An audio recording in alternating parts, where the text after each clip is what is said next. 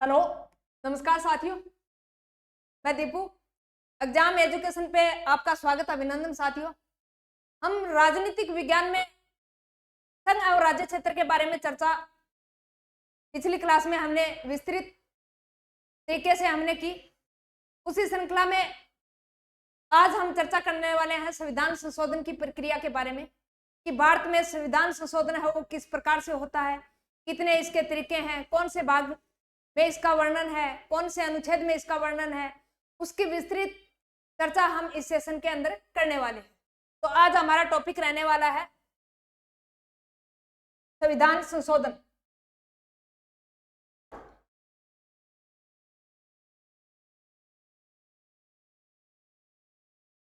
संविधान संशोधन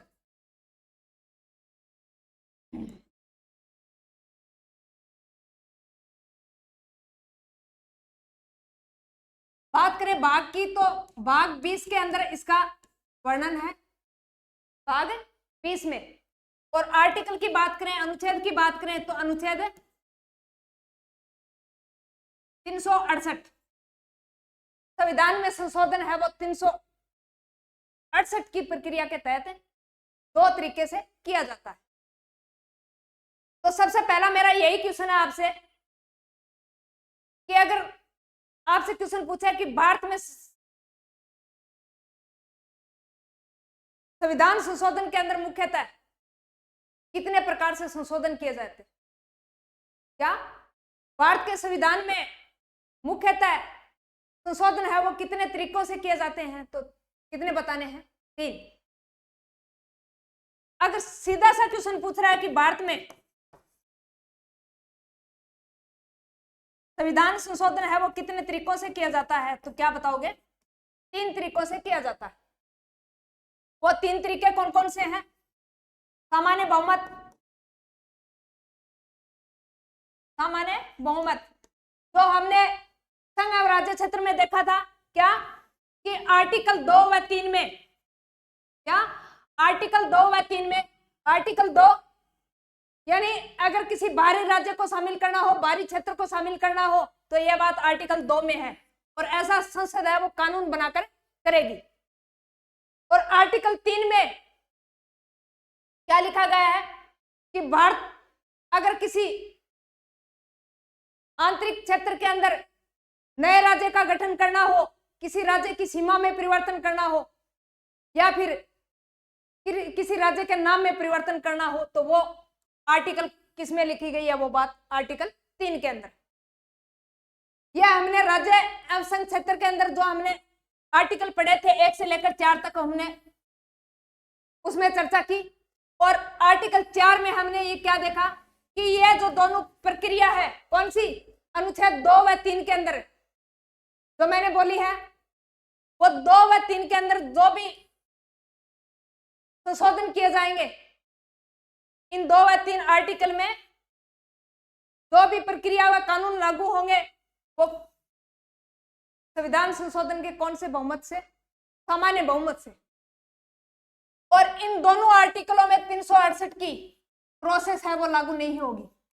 क्या ये हमने पिछले सेशन में पढ़ा कि 368 की प्रक्रिया है वो संविधान के आर्टिकल 2 व 3 में लागू नहीं होगी। तो हम पढ़ रहे हैं संविधान में संशोधन कितने तरीकों से, तो संविधान में संशोधन है वो मुख्यतः 3 तरीकों से किया जाता है। सामान्य बहुमत से, नंबर 2 विशेष बहुमत से, विशेष बहुमत से। अब विशेष बहुमत जिसको 2/3 बहुमत बोलते हैं, क्या विशेष बहुमत जिसको 2/3 बहुमत बोलते हैं,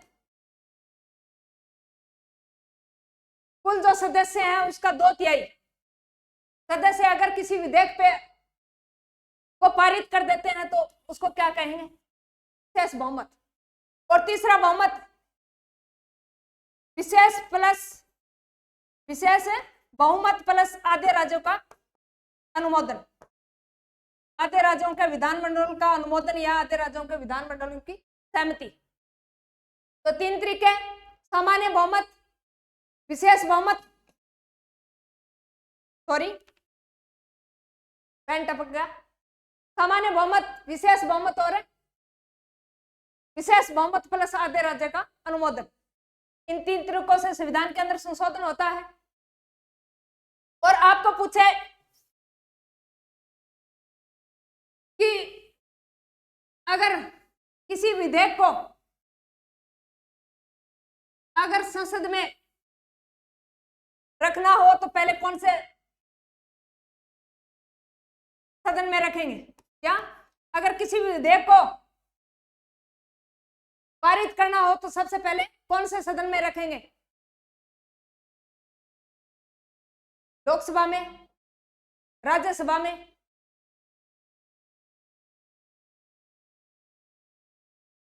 या फिर दोनों, या इनमें से कोई नहीं? सबसे पहले तो यानी दोनों ही सदन में रख सकते हैं। इससे कोई फर्क नहीं पड़ता कि आप लोकसभा में रखते हो या राज्यसभा के अंदर। तो विधेयक पहले लोकसभा में भी रखा जा सकता है और राज्यसभा में भी, कोई फर्क नहीं पड़ता। लोकसभा पारित करे थे पहले राज्यसभा पारित करे, इससे किसी प्रकार का कोई फर्क नहीं पड़ता। नंबर 2 बात,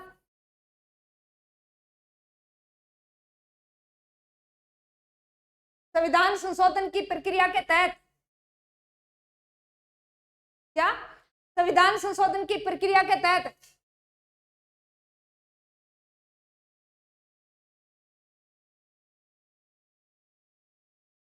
जो भी विधेयक राज्यसभा और लोकसभा में पेश किया गया है उस पर राष्ट्रपति पुनर्विचार के लिए नहीं लौटा सकता। क्या संविधान संशोधन 368 के तहत अगर कोई विधेयक लोकसभा या राज्यसभा में पेश हो चुका है, अगर उसको राष्ट्रपति के पास भेजें तो राष्ट्रपति को साइन उस पर करने ही होंगे। क्या राष्ट्रपति को उसके ऊपर साइन करने होंगे, यह जरूरी है। यानी राष्ट्रपति पुनर्विचार के लिए नहीं लौटा सकता।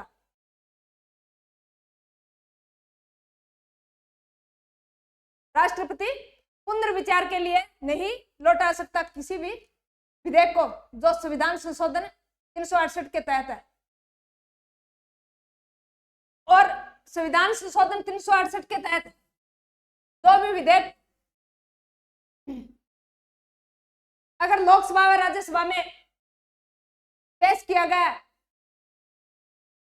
तो 368 के तहत इस विधेयक पे संयुक्त बैठक का कोई प्रावधान नहीं है। क्या इस विधेयक पे संयुक्त बैठक का कोई प्रावधान नहीं है। जॉइंट सिटिंग जो 108 के अंदर इसका वर्णन है, अनुच्छेद 108 के अंदर संयुक्त बैठक का वर्णन किया गया है। 368 की प्रक्रिया के तहत संयुक्त बैठक का आयोजन नहीं किया जाएगा किसी विधेयक को लेकर। 368 की प्रक्रिया के तहत जो विधेयक लोकसभा व राज्यसभा में पेश किया गया है उसके लिए संयुक्त बैठक का कोई प्रावधान नहीं है।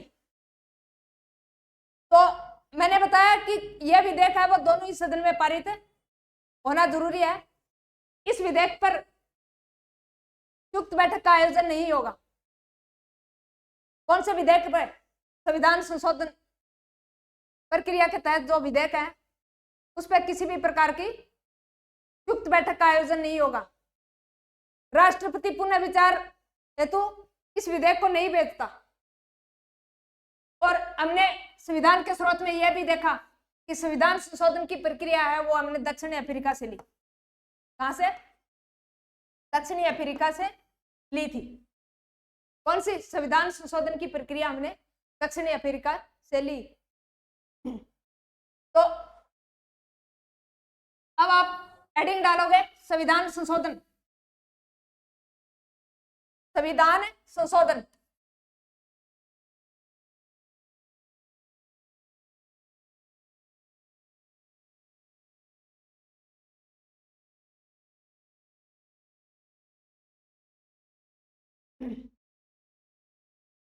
भाग 20 अनुच्छेद की बात करें तो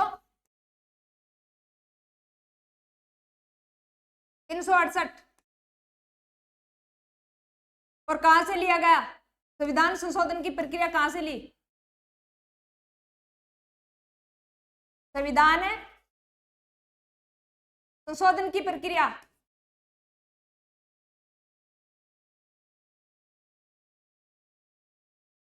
दक्षिणी अफ्रीका से, यह हमने संविधान स्रोतों में पढ़ा था। दक्षिणी अफ्रीका से संविधान संशोधन का संविधान के कौन से भाग में वर्णन है, तो कौन से भाग में, 20 कौन से अनुच्छेद के अंदर, 368 में संविधान संशोधन की प्रक्रिया कहां से ली गई, तो दक्षिणी अफ्रीका से। और आगे क्या लिखोगे, इस विधेयक को इस विधेयक को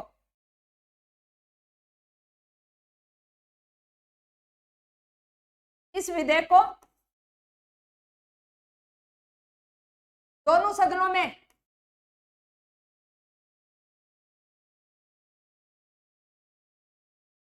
पारित होना जरूरी है। इस विधेयक को दोनों सदनों में पारित होना जरूरी है। दोनों सदन कौन कौन से, लोकसभा व राज्यसभा। और इस विधेयक पर ज्वाइंट सीटिंग का कोई प्रावधान नहीं है। तो अगला लिखोगे, इस विधेयक पर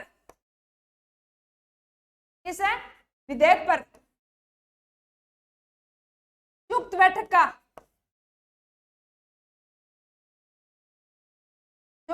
का कोई प्रावधान नहीं है।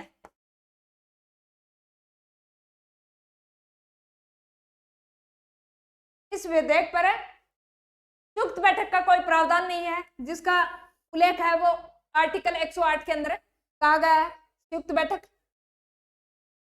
बैठक का मतलब यानी लोकसभा और राज्यसभा की बैठक कौन बुलाएगा, राष्ट्रपति। संयुक्त बैठक का आयोजन कौन करवाता है, राष्ट्रपति। आर्टिकल 108 के तहत संयुक्त बैठक का, लेकिन संविधान संशोधन की प्रक्रिया विधेयक पर संयुक्त बैठक का कोई प्रावधान नहीं है।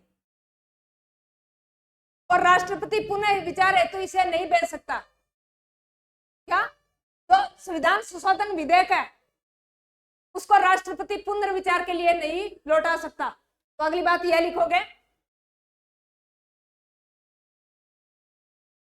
इस विधेयक को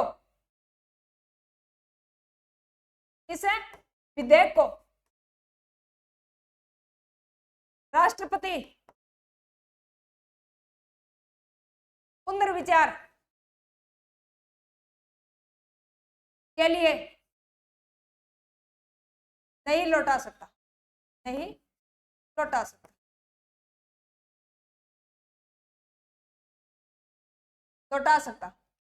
इस विधेयक को राष्ट्रपति पुनर्विचार यानी पुनः विचार करने के लिए नहीं लौटा सकता। कौन, राष्ट्रपति। इस पे साइन करने ही करने होंगे।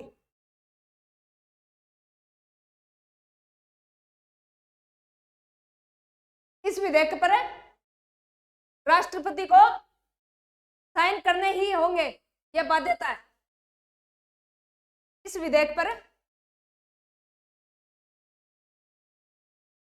विधेयक पर राष्ट्रपति को हस्ताक्षर करने होंगे।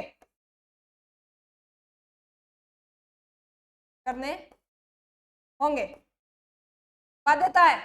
फर्स्ट, कौन से विधेयक पे, जो संविधान संशोधन विधेयक है उस पे राष्ट्रपति है वो हस्ताक्षर, राष्ट्रपति को हस्ताक्षर करना बाध्यता है। पुनर्विचार के लिए नहीं लौटा सकते। संयुक्त बैठक का कोई प्रावधान नहीं है। विधेयक दोनों सदन में पारित होना जरूरी है। संविधान संशोधन की प्रक्रिया कहां से ली गई, दक्षिणी अफ्रीका से। संविधान संशोधन की प्रक्रिया कहां से ली हमने, दक्षिणी अफ्रीका से। अब एक आप यह ध्यान में रखोगे, यह है लोकसभा और यह है राज्यसभा। क्या, यह लोकसभा है और यह राज्यसभा है। अगर मान लीजिए कोई विधेयक है वो लोकसभा में तो पारित हो गया, क्या कोई विधेयक है वो लोकसभा में पारित हो गया,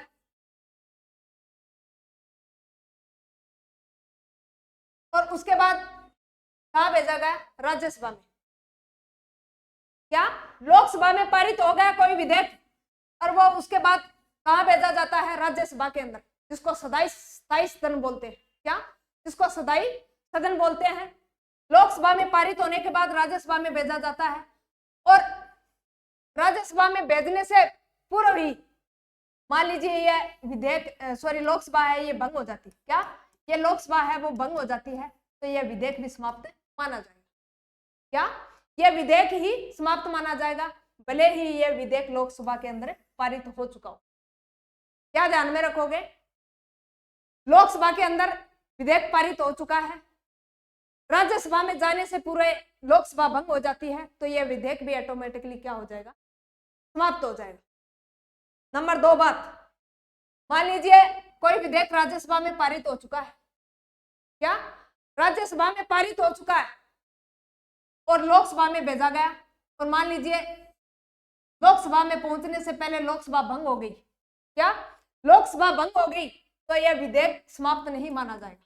क्या? यह विधेयक समाप्त नहीं माना जाएगा। क्यों? क्योंकि राज्यसभा है वो हमारा स्थायी सदन है। क्या? राज्यसभा है वो हमारा स्थायी सदन है। तो मैंने बताया लोकसभा और राज्यसभा के बारे में। अगर लोकसभा में कोई विधेयक पारित होकर राज्यसभा के अंदर जाता है और समय से पहले लोकसभा भंग हो जाती है वो विधेयक भी समाप्त हो जाएगा। क्या? वह विधेयक भी समाप्त हो जाएगा।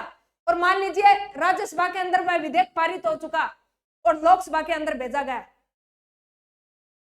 लोकसभा में भेजने से पूर्व लोकसभा अगर भंग हो गई तो वो विधेयक है वो समाप्त नहीं माना जाएगा। क्यों? क्योंकि राज्यसभा है वो हमारा स्थायी सदन है, उच्चतम सदन जिसको बोलते हैं। तो ये अपने को ध्यान में रखना है विधेयक के बारे में। नेक्स्ट बात हम पढ़ रहे हैं संविधान संशोधन। अब हम देखें कि भारतीय संविधान में संशोधन कितने तरीकों से किया जाता है। तो क्वेश्चन आपसे अगर इस प्रकार पूछे कि भारत की संविधान सभा में कितने तरीकों से संशोधन किया जाता है? क्या भारत के संविधान में कितने तरीकों से संशोधन किया जाता है? तो 3 तरीके। सामान्य बहुमत, विशेष बहुमत, विशेष का मतलब 2/3 यानी कुल सदस्यों, उपस्थित सदस्यों का 2/3 विशेष बहुमत। और तीसरा नंबर 3 तरीका विशेष बहुमत प्लस आधे राज्यों का अनुमोदन। अनुमोदन बोल दो, समर्थन बोल दो, एक ही बात है। तो सामान्य तरीके से, सामान्य बहुमत से, विशेष बहुमत से और विशेष प्लस आधे राज्यों के बहुमत से। तो संविधान में संशोधन करने के तरीके कितने हैं? 3 तरीके हैं।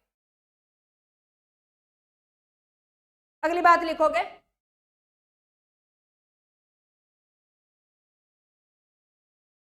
भारत में संशोधन करने के कितने तरीके हैं? 3।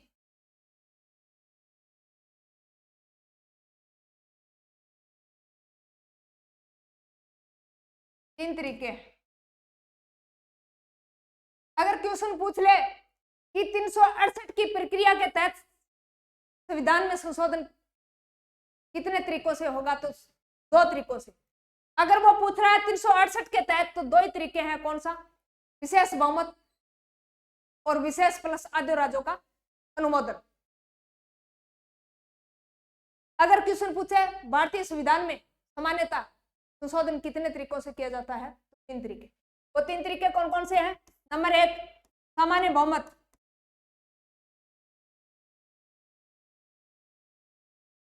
नंबर 2 विशेष बहुमत, विशेष बहुमत यानी 2/3। नंबर 3 विशेष बहुमत प्लस विशेष बहुमत यानी 2/3 प्लस आधे राज्यों का अनुमोदन, आधे राज्यों का अनुमोदन, आधे राज्यों का अनुमोदन। कितने तरीके? 3 तरीके। सामान्य बहुमत, विशेष बहुमत और विशेष बहुमत प्लस आधे राज्यों का अनुमोदन। इन 3 तरीकों से भारत के संविधान में संशोधन किए जाते हैं। और संविधान के अनुच्छेद 368 में 2 तरीकों का उल्लेख किया गया है, क्या मैंने बता दिया है। क्या 368 के तहत सिर्फ 2 ही तरीकों का, 2 तरीके कौन कौन से, 2 व 3 का ही वर्णन है। तो नेक्स्ट लिखोगे, टोटल आगे लिखना,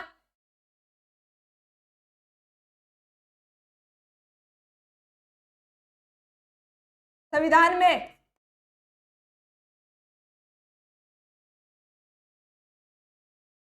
संविधान संशोधन में 368 की प्रक्रिया के तहत अनुच्छेद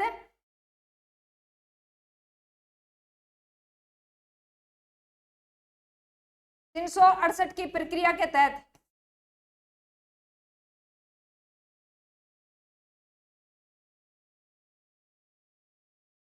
दो तरीकों का उल्लेख है, 2 तरीकों का उल्लेख है।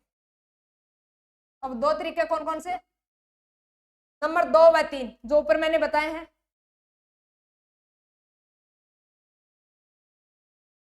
नंबर 1 कौन सा तरीका, विशेष बहुमत।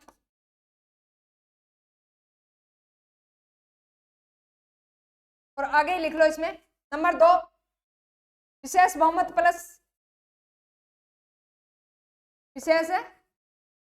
प्लस आधे राज्यों का अनुमोदन, आधे राज्यों का अनुमोदन।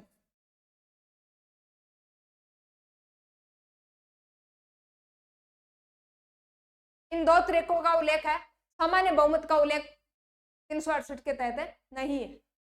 तो क्या ध्यान में रखोगे, भारत में संशोधन 3 तरीकों से किया जाता है। क्या भारत के संविधान में, भारत के संविधान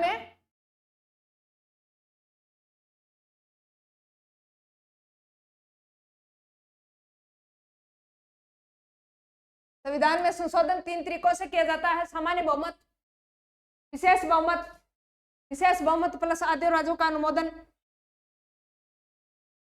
और 368 की प्रक्रिया के तहत 2 तरीकों का उल्लेख है। वो 2 तरीके कौन कौन से, विशेष बहुमत प्लस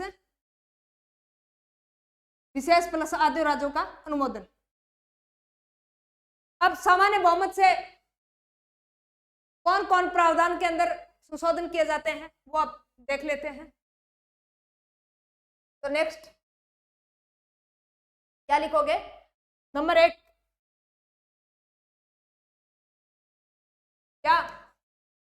क्या लिखोगे, सामान्य बहुमत से संविधान में संशोधन, सामान्य बहुमत से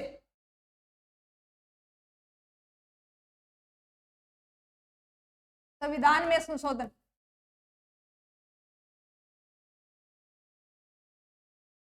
सामान्य बहुमत से संविधान में संशोधन किन किन प्रावधानों में किया जाता है, तो लिख दो, निम्न प्रावधानों में किया जाता है। निम्न प्रावधानों में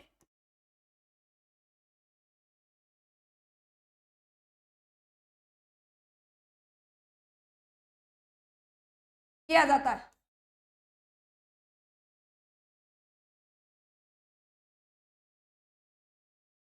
वही प्रावधान मैंने बताए थे, नए राज्य का गठन करना हो, नए राज्य का गठन करना। नंबर 2 किसी राज्य की सीमा में परिवर्तन करना, किसी राज्य की सीमा में परिवर्तन करना।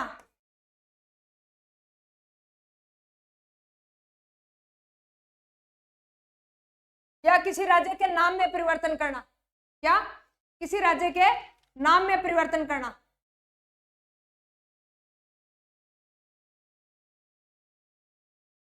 किसी राज्य के नाम में परिवर्तन करना।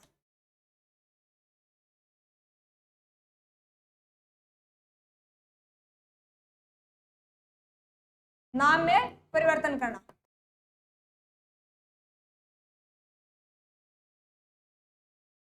या किसी राज्य में विधानमंडल का गठन करना हो, या किसी राज्य में,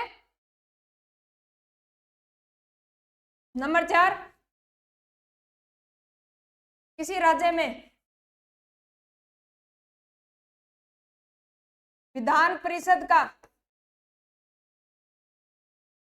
किसी राज्य में विधान परिषद का गठन करना हो या समाप्त करना हो।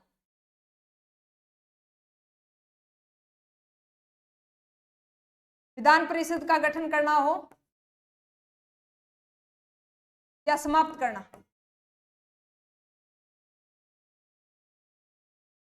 किसी राज्य के नाम में परिवर्तन करना, किसी नए राज्य का गठन करना, राज्य की सीमा में परिवर्तन करना, और किसी राज्य में विधान परिषद का गठन करना हो या समाप्त करना हो, या फिर संघ शासित प्रदेशों के प्रशासन का। 5 नंबर, क्या संघ शासित प्रदेशों में कोई प्रावधान करना हो।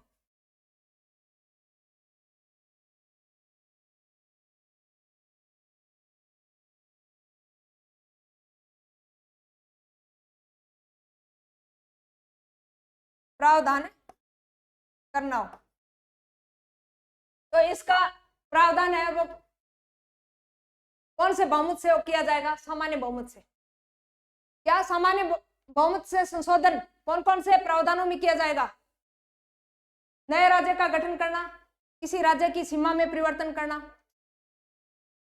किसी राज्य का नाम रखना हो या परिवर्तन करना हो, किसी राज्य में विधान परिषद का गठन करना हो, संघ शासित प्रदेशों का प्रशासन, या फिर किसी बाहरी राज्य को अंदर मिलाना हो, या किसी बाहरी क्षेत्र को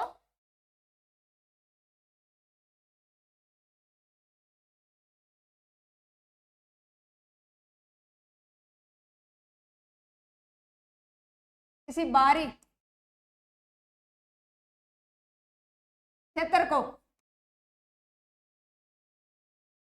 अंदर मिलाना हो। हमने मिलाया था कौन सा? 35वां संविधान संशोधन हुआ था 1975 के अंदर।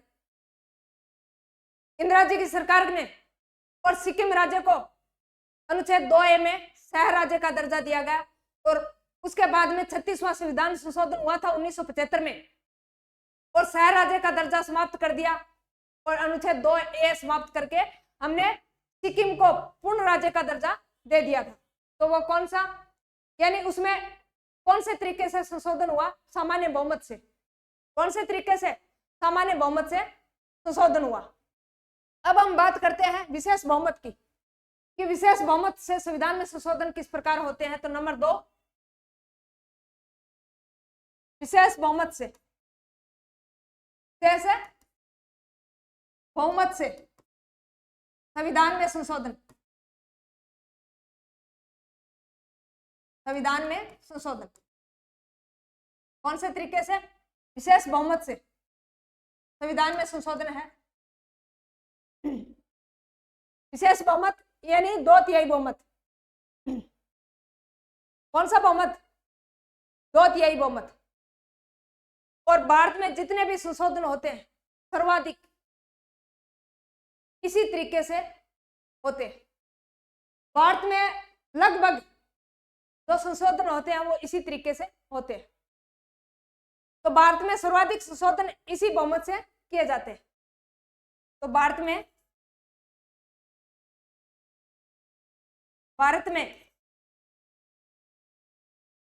सर्वाधिक संशोधन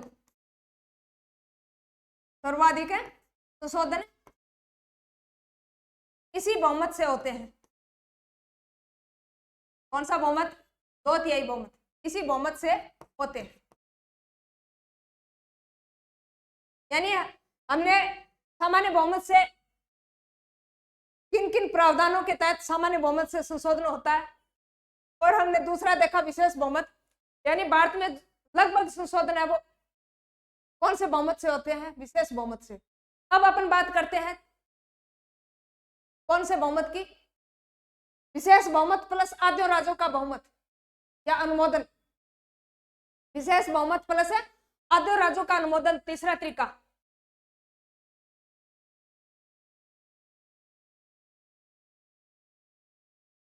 नंबर 3 विशेष बहुमत।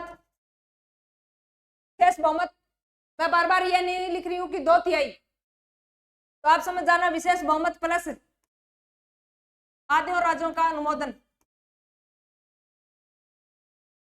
आधे राज्यों के अनुमोदन से बहुमत,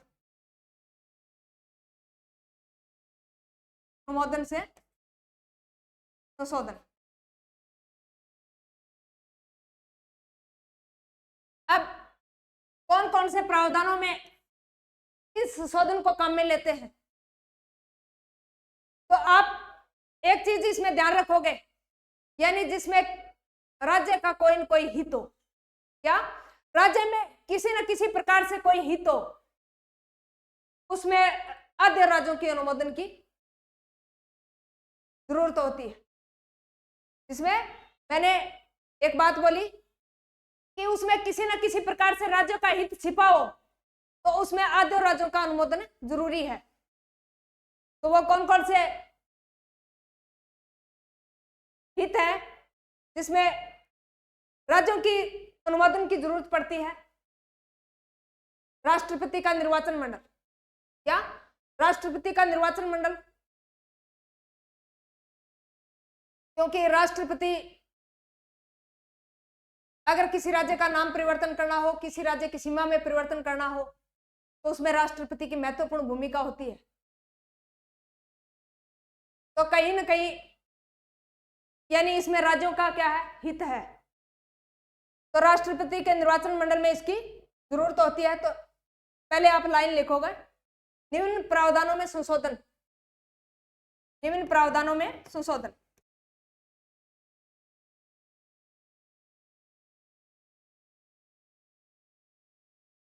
अब निम्न प्रावधान कौन कौन से हैं? नंबर 1 राष्ट्रपति का निर्वाचक मंडल, राष्ट्रपति के निर्वाचक मंडल में आधे राज्यों का अनुमोदन होना जरूरी है, राष्ट्रपति के निर्वाचक मंडल में। और राष्ट्रपति के निर्वाचन की विधि में नंबर 2 राष्ट्रपति के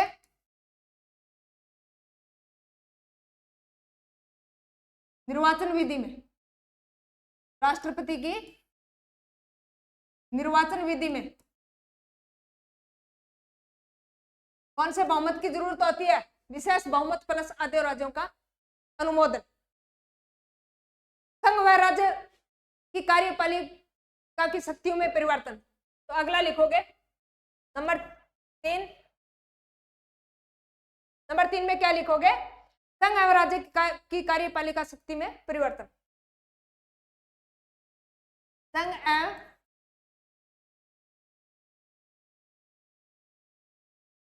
राज्य की कार्यपालिका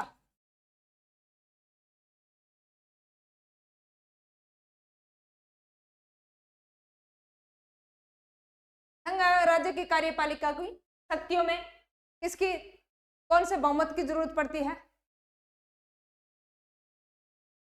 विशेष बहुमत प्लस आधे राज्यों का अनुमोदन, कार्यपालिका की परिवर्तन में, यानी किसी प्रकार के संघ एवं राज्य की कार्यपालिका में परिवर्तन करना हो तो कौन सा संशोधन करना पड़ेगा? विशेष बहुमत प्लस आधे राज्यों का अनुमोदन। सर्वोच्च न्यायालय व उच्च न्यायालय की शक्तियों में अगर परिवर्तन करना हो, क्या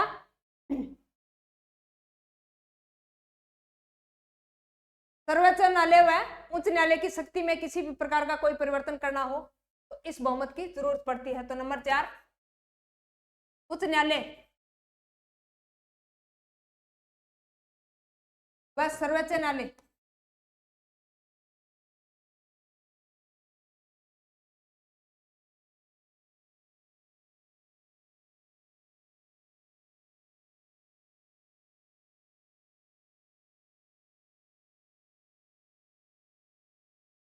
परिवर्तन करना हो, राज्य में उच्च न्यायालय और सुप्रीम कोर्ट, अगर इसमें क्या करना हो, शक्तियों में परिवर्तन करना हो, तो कौन से संशोधन की जरूरत पड़ती है? नंबर 3, जिसमें विशेष बहुमत प्लस आधे राज्यों का बहुमत है। इसमें कहीं ना कहीं राज्यों का क्या होता है? हित होता है। क्या साथियों? इसमें कहीं ना कहीं राज्यों का क्या होता है? हित होता है। 7वीं अनुसूची में परिवर्तन, 7वीं अनुसूचियां पढ़ी थी तब मैंने बताया था 7वीं अनुसूची में केंद्र राज्यों के मध्य शक्तियों का बंटवारा है। तो 7वीं अनुसूची में अगर किसी भी प्रकार का कोई चेंजेस करोगे, बदलाव करोगे, तो उसमें कौन से बहुमत की जरूरत पड़ती है? विशेष बहुमत प्लस आधे राज्यों का। तो नंबर 5, 7वीं अनुसूची में परिवर्तन, 7वीं अनुसूची में परिवर्तन, केंद्र व राज्यों के मध्य शक्तियों का बंटवारा है 7वीं अनुसूची में। मैंने संघ सूची, राज्य सूची और समवर्ती सूची, अवशिष्ट सूची के बारे में विशेष रूप से मैंने अनुसूचियों के अंदर चर्चा की थी। और कौन सी? अगर अनुच्छेद 368 में परिवर्तन करना हो, क्या स्वयं 368 में परिवर्तन करना हो, तो किसकी जरूरत पड़ती है? किसी बहुमत की जरूरत पड़ती है। अनुच्छेद 368 में संशोधन,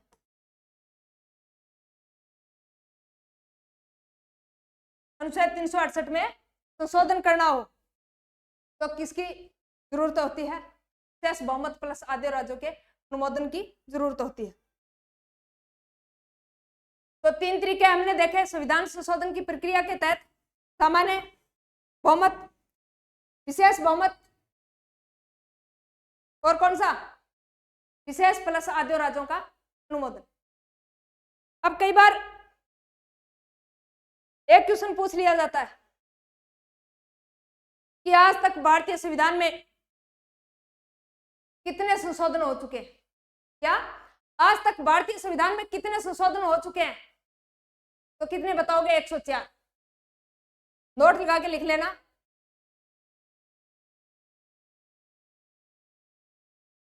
आज तक भारतीय संविधान में, आज तक भारतीय संविधान में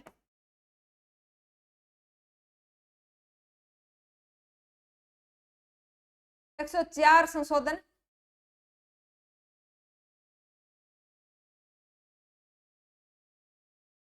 हो चुके हैं। ये आपको ध्यान में रखना है। कितनी बार? 104 बार संशोधन हो चुके हैं।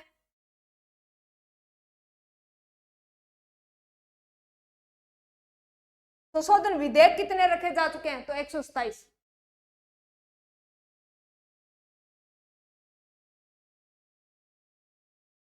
अगली बात लगा के लिखोगे।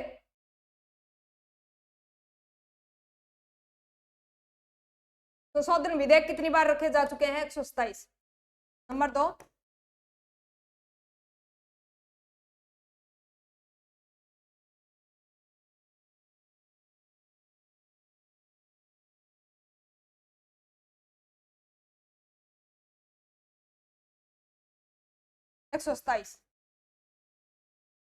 आज तक भारतीय संविधान में 104 संशोधन हो चुके हैं और संशोधन विधेयक रखे जा चुके हैं वो 127। तो हमने देखा संविधान संशोधन के बारे में। भाग 20 में इसका वर्णन है अनुच्छेद 368 में। और संविधान संशोधन की प्रक्रिया दक्षिण अफ्रीका से ली गई है।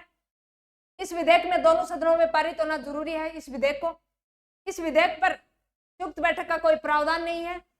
राष्ट्रपति पुनर्विचार के लिए लौटा सकता है, नहीं लौटा सकता। और इस विधेयक पर राष्ट्रपति के हस्ताक्षर करना क्या है? बाध्यता है। भारत के संविधान में संशोधन है वो 3 तरीकों से किया जाता है। सामान्य बहुमत, मैंने ये बताया था, बार बार मैंने बोलकर बताया है आपको कि अगर क्वेश्चन पूछे कि भारतीय संविधान में संशोधन कितने तरीकों से किया जाता है तो 3 तरीके बताने: सामान्य बहुमत, विशेष बहुमत, विशेष प्लस आधे राज्यों का बहुमत। अगर क्वेश्चन पूछे 368 की प्रक्रिया के तहत कितने संशोधन किए जाते हैं भारतीय संविधान में, तो 2 तरीके से, विशेष बहुमत और विशेष प्लस आधे राज्यों का। अब बात हमने की कौन से की? सामान्य बहुमत से तो मैंने बताया था कौन कौन से प्रावधानों में नए राज्य का गठन करना हो, किसी राज्य की सीमा में परिवर्तन करना हो, किसी राज्य के नाम में परिवर्तन करना हो, किसी राज्य में विधान परिषद का गठन करना हो या विधान परिषद समाप्त करनी हो, संघ शासित प्रदेशों में कोई प्रावधान करना हो, या फिर बाहरी राज्य को अंदर मिलाना हो भारत के अंदर, तो कौन सा प्रावधान है? सामान्य बहुमत।